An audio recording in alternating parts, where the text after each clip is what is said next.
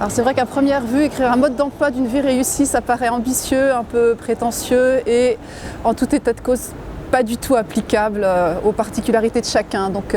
l'idée c'était pas de faire le mode d'emploi de la vie réussie, c'était d'engager une réflexion sur ce qu'on peut faire de notre vie et j'ai la conviction que cette réflexion c'est bien de la démarrer quand on est encore jeune et qu'on a plein de possibilités.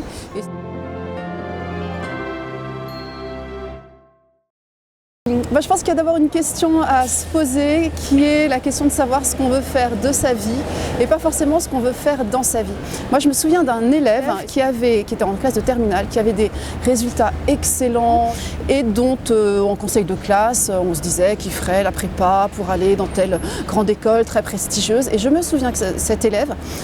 prenait un air de plus en plus accablé, regardait personne dans les yeux et donnait l'impression qu'en fait tout le monde parlait de quelqu'un d'autre que lui. Et à ce moment-là, il y a une prof d'espagnol qui lui dit « Mais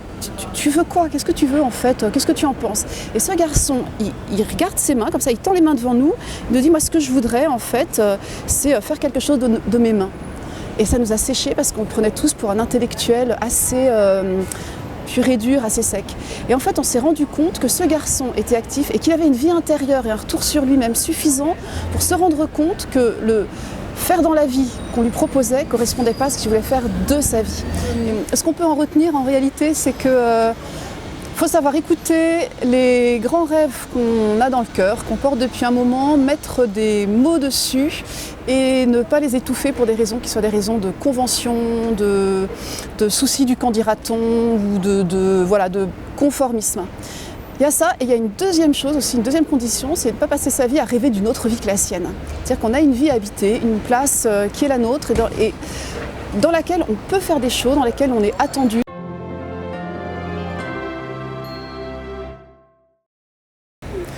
Alors je pense qu'il y a des vies probablement un petit peu ternes et il me semble que la vie terne, ça serait la vie de quelqu'un dont la devise aurait été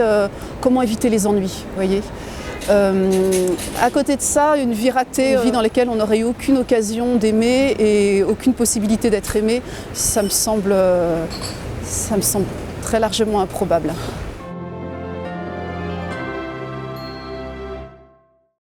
Ce que j'espère pour eux, c'est qu'ils fassent la découverte moi, que j'ai fait quand j'avais 20 ans, quand j'ai découvert que Dieu pouvait rentrer dans une vie et la changer. Et j'ai découvert que la source de notre joie de vivre, elle pouvait être infinie, incessamment renouvelée, illimitée, et que du coup elle ne dépend pas simplement de nos capacités propres à surmonter les épreuves. Moi, ce que je souhaite pour eux, c'est qu'à la fin de leur vie, au soir de toutes les vies, quand ils rencontreront Dieu, qu'ils ne soient pas là à se dire comment je vais l'appeler, votre majesté, grand ou cosmique, mais qu'ils puissent dire Jésus, enfin je te rencontre, alors certes, je me suis planté des tas de fois, j'ai été pas bon sur plein de domaines, j'ai été minable, ça et là, mais qu'est-ce qu'on s'est aimé quoi. Enfin, toi et moi, c'était la grande aventure et c'est fait pour durer.